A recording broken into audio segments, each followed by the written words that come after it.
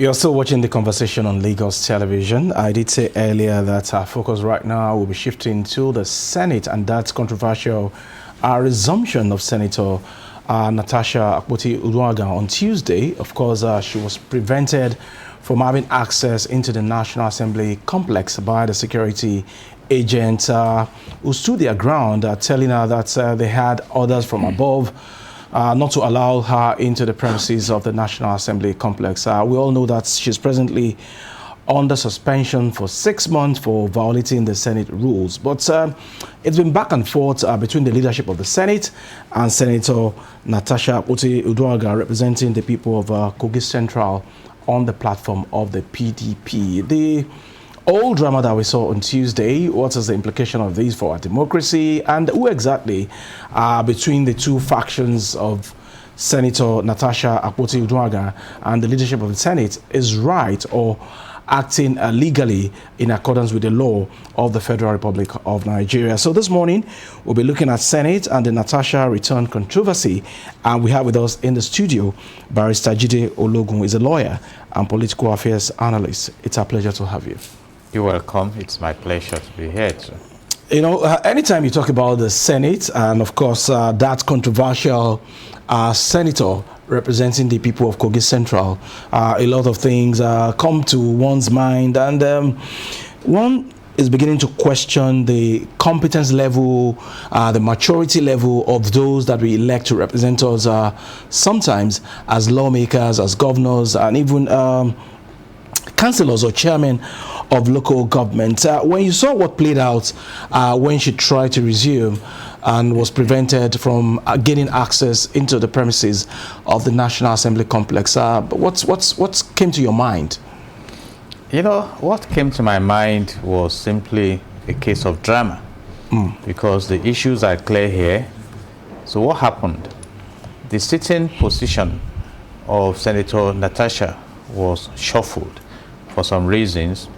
I understand because some parties defected to APC, and that became necessary.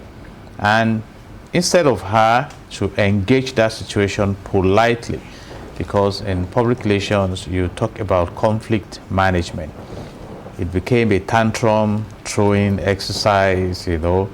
And at the end of the day, the Senate engaged their rules and protocols and said that action was not in good perception, and a committee was set up and she was recommended for suspension. And recall also that at a point in time she now alleged that the Senate President sexually harassed her, and that must have informed why she was being discriminated against and prevented from exercising her senatorial responsibilities. And eventually the matter went to court, which brings us to the latest position now.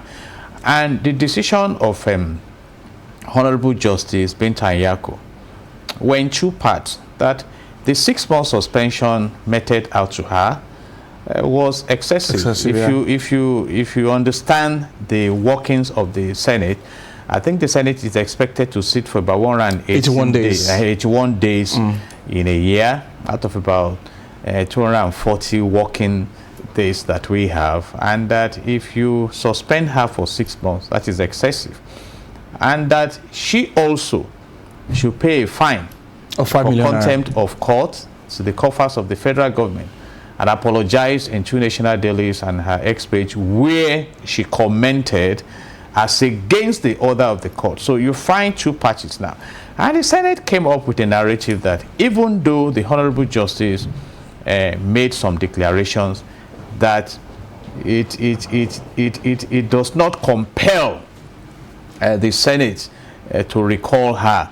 And she also, on her part, at least till this morning, I don't know whether it was not reported, has not paid the fine nor apologize as directed by the court. So you now see the system of government we run. So and somewhere along the line, she initially threatened to return to the house on her own, and then she was advised that the decision of the court does not make room for that. And when she now finally attempted it, it's all drama. And the judiciary is waiting for all of them to return to the court. And I must say this also, we've had some cases in Nigeria, I don't want to say many cases, that those pronouncements are not so clear. You recall the case of Fubara and the members of the House of Assembly in Rivers State that defected the body language of the Supreme Court. You see, we need to be more specific and ensure that the laws of the land are obeyed, because the danger here is that if some people who are highly placed in office think they can have their own interpretation of court decisions, then I'm afraid we should come to the point where it becomes enforceable that pronouncements of court are not trampled upon by any party. But in this case, Honorable Justice Inyako, brilliantly so, made a reference that your contempt is in respect of a civil matter. Otherwise, she would have been sent to jail for contempt of court. But now, you see, and now when the security agent said order from above, we don't know whether it's the executive. And we have this... Or the leadership of the National Assembly. Exactly. You have this separation of powers. Under Section 4 of the Nigerian Constitution 1999 as amended, the National Assembly is empowered to make laws for the peace, orderliness, and good government in Nigeria on matters in the exclusive legislative list, and under Section 5, the President is empowered with the executive powers to manage the country with the MDAs and the Vice President and those who will support him.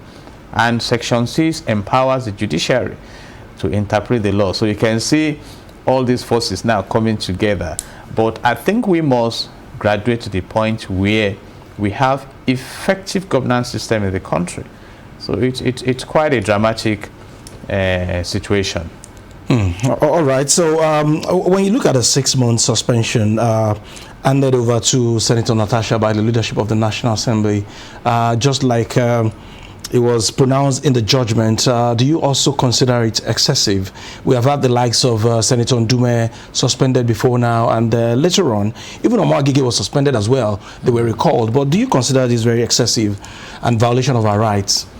If Honorable Justice Bitanyako expressed it as excessive, I align with her decision. Like we say in court, as your lordship pleases. She must have considered a lot of things. But you just raised a very crucial point. Natasha is not the first senator to be suspended. In fact, you have before her Abdul Ningi, who was suspended. You have Ovie, Omo Agege, you have Ali Ndume, and Aton Zeribe, many would have forgotten. And in the case of Aton Zeribe, it was about 22 million naira flood. In fact, his own suspension was indefinite. And you have Joseph Waku also. Then the first senator to be suspended under this fourth republic is Senator Femi Okuromu in 1999, who came up with an issue that some people were trying to impeach Obasanjo then. So so you've had others suspended in the past. And when you even talk about the shuffling of the sitting arrangement, she wasn't the first person to have that. But I think in her character of being dramatic, I think that matter was pushed so far. And there is still a case, the case of sexual harassment. And as a human resource practitioner, I know that it's a very serious allegation, and you must establish it. If you look at Section 131 of the Nigerian Constitution 1999 as amended, it states clear, of Evidence Act 2011, this constitution is, you must establish your case. We call it the burden of proof.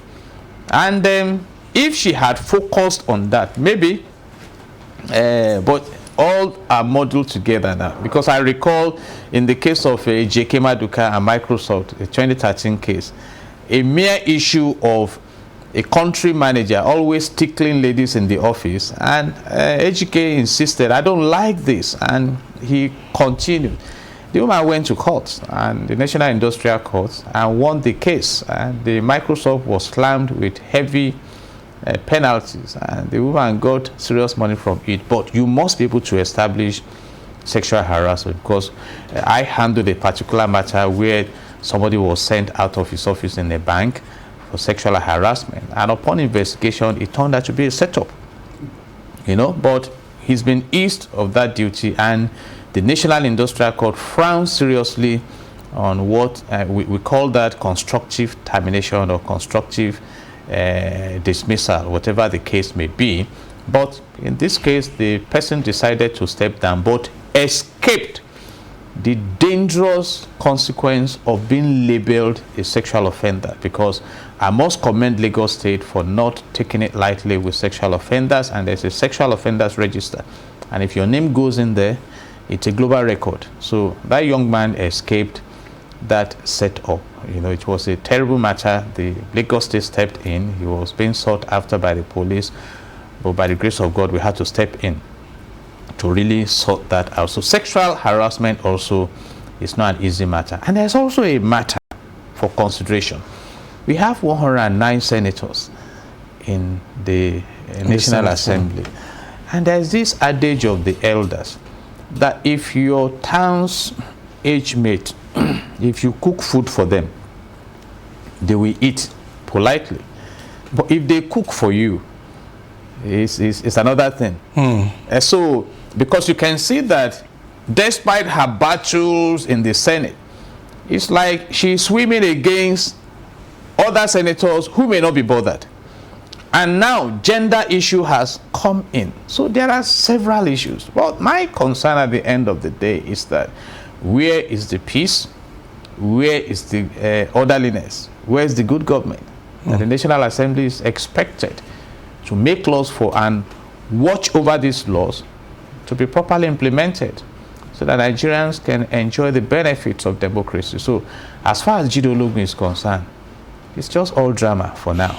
Okay, as a part of the drama also, I'm also aware that Senator Uduaghan is also a lawyer herself. So, and so far, she has not paid the 5 million naira fine payable to the federal government, like I said, and a mandatory apology in 2 national newspapers and on her Facebook, and a directive that has reportedly not been complied with by the senator. So, how does she survive all of these troubles surrounding her? I cannot hold brief for Natasha. Or is she complicating her issues? I cannot even comment on that. I know she has a lawyer. My response is general, that 2 wrongs cannot make it right. And there is what we call inarticulate major premises in jurisprudence. You see, so when a honorable justice makes a pronouncement and you flout it, and you want to return to the same judiciary to bail you out from a trouble, I mean, it's obvious. So, and I think we should all learn to respect the orderliness, so to say, in the land. So whether you are talking about the Senate, and I have also ruled out the need for the judiciary to be clear on pronouncements. But in her own case, she was ordered to pay that fine and make the apology within 7 days. You see, but here we are. So I'm just appealing to all of them that please, let's stop this ridicule of our system. The rule of law says all institutions and personalities in the country should be subject to the laws of the land. That's what the rule of law clamors for. And Lord Heward said that justice should not only be done, but clearly seen to have been done. So, but in Nigeria, yesterday or so, we were discussing the case of telling foreign airlines that those flying into Nigeria must declare any money in the excess of $10,000. And I said, good one. But in 1984, thereabout, about 53 suitcases were ferried into this country when there was a Naira exchange under Buhari. And the aide-de-camp of Buhari moved these briefcases out of the airport without anybody stopping. In fact, Achiku, who was the, I think, Assistant Controller General of Customs at the airport, almost landed in trouble. And the echoes of that ugly episode is still there. Or who will now stop a House of Reps member at the airport to say you have not declared. So we need to get serious about laws in this country, you know. And I made reference to what Wike did recently in Abuja. I don't know if it is still being enforced. Now, it doesn't matter the loudness of your siren. When you get to the toll gate at the airport, pay. And you know what happens? Before then, you just, as a big man in government, you don't pay. And common citizens are made to pay. You earn 21 million naira per month, which you have not denied. And you still get to toll gate, you don't pay. You still get away with a lot of things. So we need to realize that all citizens are entitled to the enjoyment of the good of the land. Okay, this back and forth between Senator Uduaghan and the leadership of the Senate, what do you think will be the perception of members of the public and the international world on this particular 10th Senate, looking at its conduct, behavior, and the business of lawmaking so far? It's obvious. In public relations, you talk about image, you talk about reputation. The image is the picture you want to paint in the minds and hearts of your publics, and the reputation dwells more on who you are. So if I fall into the gutter 3 times in a week for being drunk, and I come out to say, no, I'm a very, you know, patriotic man, I'm very responsible, you know, my behavior will not sustain that image. And that's why the Chinese have a public relations maxim that says you cannot carve a rotten wood. But let me say this, I think the world is already used to Nigeria. A lot of things happen in this country. You know, this is Nigeria, where a federal minister can just come out and embezzle the money meant for poverty reduction. And the worst is just to suspend and push her out of office, another person to step in. Nigeria is a country where a federal minister will hire a foreign aeroplane, bring it as national aeroplane, and you spend 2 billion naira to design and launch logo, and come to court to say even Prophet Elijah went to prison, or, you know, any comment like that. So we have several embarrassing accounts. I'm still troubled by the oil theft in this country. Trillions of naira. And we keep asking, who are these oil thieves? Even Senator Shemole stood up in the Senate to say, it's as if they know some of these people. So Nigeria is a country where we have the untouchables. So when you throw this into the global environment, they say, Nigeria, there was a time I was really, really touched when people were being killed, and all we saw on the TV was comparing the number of people killed in one state with another. And a foreign media said, Nigerians have lost their sense of shock. So we just wake up, 200 killed. And still nothing happened. You know, so but thank God we are under renewed hope. So they say the last thing to die is hope. But I hope is practical hope. You know, it's disturbing. Look, I mean, let me ask you, and it's open there, a country where a former president will go and die in a foreign hospital. I mean, we should feel bad. And I recall that when he was in office, and I say this respectfully, please, his wife shouted that there were no syringes and some basic medications in the presidential villa clinic. And the man told her that you belong to the kitchen and the other room. You know, we need to talk about these things. When was the last time the Prime Minister of UK was ferried to Nigeria to come and receive injection? We need to think. We need to wake up. I mean, it's it's disturbing to some of us. You know, sometimes when we go on vacation, they ask us some questions. Though I will always defend my country. I love my country, but that is not to say we should not say what is real. Okay, when you look at the pronouncement of this court, it is quite clear on what is expected of Senator Natasha, and I'm sure she has lawyers handling her case. I'm just imagining now that as lawyers, what are they telling her? Let me echo myself. Lawyers don't lose cases. Clients do. So, and what can lawyers do? Advise you. Can lawyer force you to do anything? No. In fact, you can change lawyers. I tell some clients, this case, we are not moving in this direction. If you are not satisfied, there are at least 3 million lawyers in Lagos. Go to another lawyer. You can only make recommendations. Sir, and all our wonderful viewers, what have we not said about what will make Nigeria great? What has government implemented? So in consultancy, you talk about making recommendations to clients. Will you enforce it? I have said it.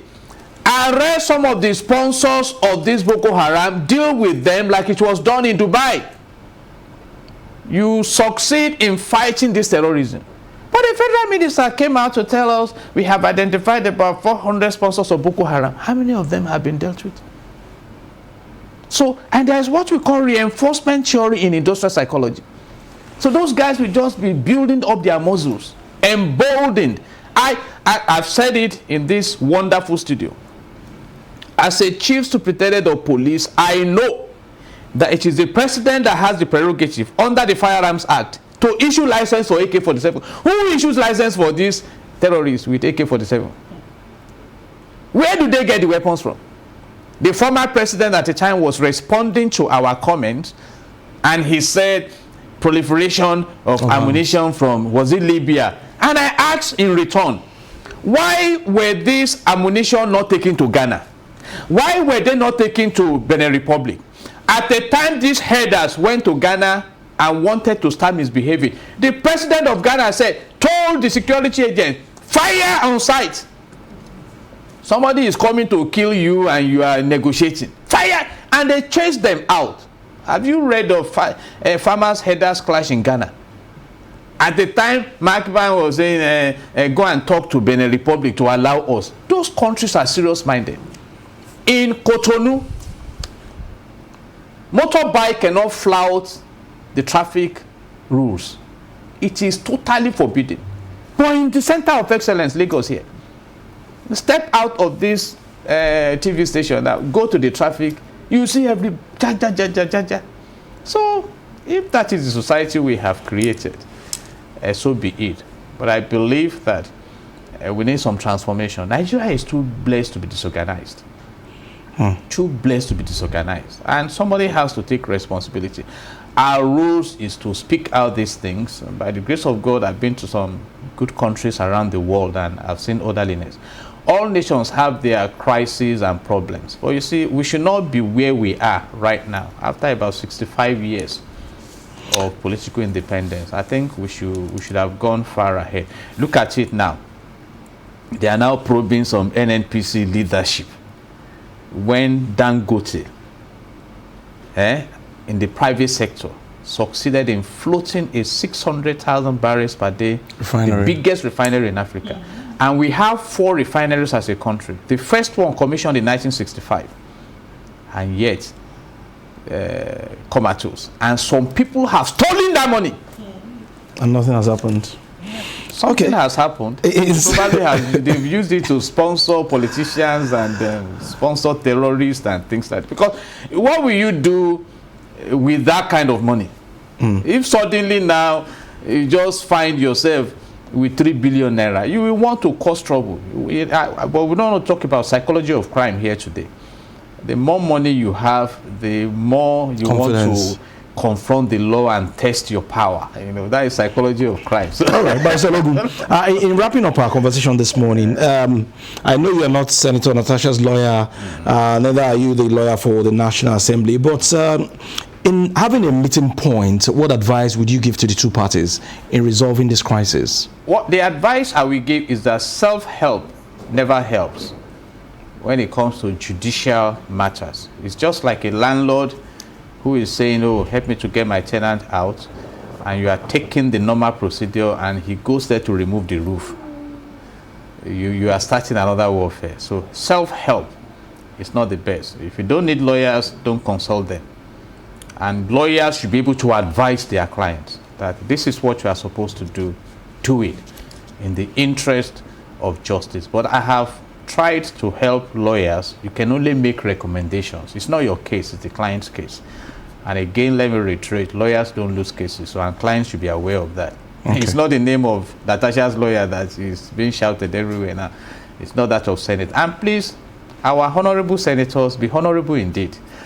You know, I remember under Saraki when DSS just went to block the entrance of the National Assembly. Order from above. Who is this man on the above, or who is the woman? Who are those people on the above? Who are they? So let rule of law prevail. Okay. Focus more on creating commonwealth for common good. That is what some of us are waiting for. We want to hear that now petrol price has crashed to maybe like 80 naira per liter. And food now is cheaper in the market, and now health facilities. Now, as a senator, your children cannot go to school abroad. You cannot go for medical care. You know, things that will make citizens proud. To say, yes, I'm a Nigerian. When an American tells you America first, they know what they are saying.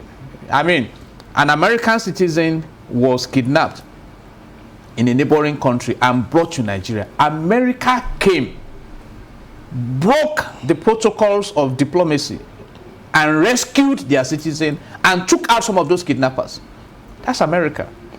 So you see those citizens flexing their muscle that I'm American. But let me say this, I'm a Nigerian. I'm proud of this country. But we are just appealing to our government. Please, all right. I will translate that. Let us enjoy this land. It's a privilege for you to be in office. Sincerely speaking, God could have decided not to allow you. And you will leave office one day. It's only God that won't leave office. Definitely.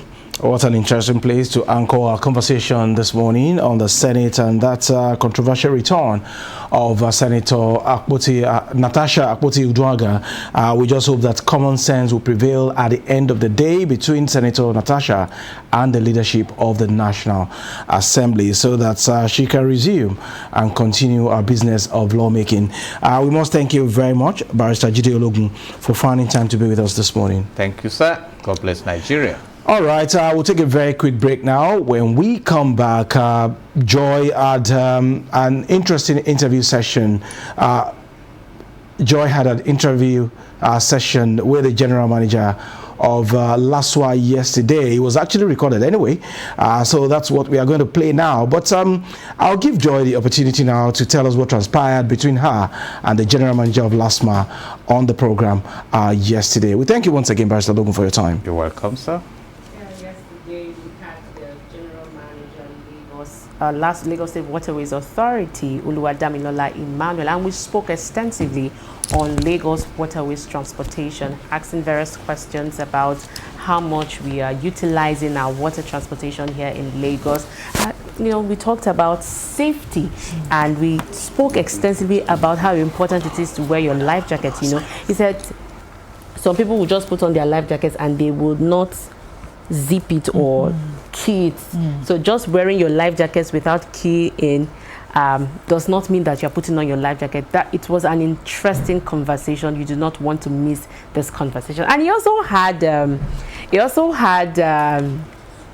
man, a captain who was with him, who has served for 28 years and retired recently. And I also asked him questions about, you know, how it was while he was in service, and he shared an interesting story. So you will get all the gist when you listen to this conversation. Yes, of course, talking about Lagos Waterways transportation, we'll have to talk about safety first, and of course the integrated transport system, that is, you know, from water to land, and of course using the rail.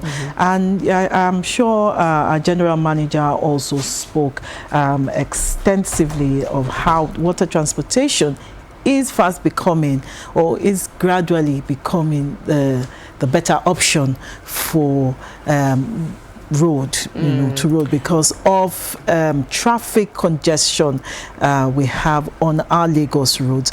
I think all of this, was discussed yesterday.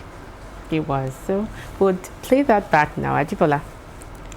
All right, before we have that interview session which Joy had with the general manager of Laswa yesterday, we must leave at this point in time. And of course, do remember to join us again tomorrow at 10 a.m. on the show. I am Ajibola Ojeshola.